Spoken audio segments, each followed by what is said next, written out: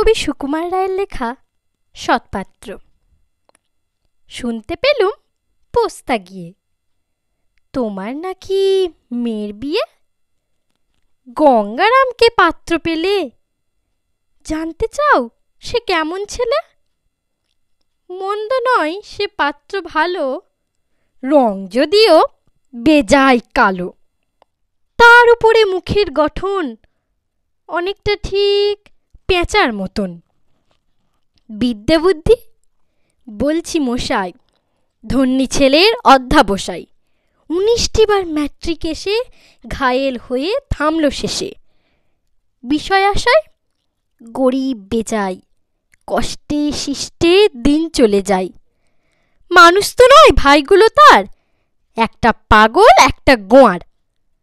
আরেকটি সে তৈরি ছেলে, জাল করে নোট গেছেন জেলে। কনিষ্ঠটি তবলা বাজায়, যাত্রা দলে 5 টাকা পায়। গঙ্গারাম তো কেবল ভোগে, পিলের জ্বর আর পাণ্ডু রোগে। কিন্তু তারা উচ্চ ঘর, কংসরাজের বংশধর। শ্যামলাহিরি বনগ্রামের কি যেন হয় গঙ্গারামের। যা হোক এবার পাত্র পেলে, এমন কি আর মন্দ ছেলে।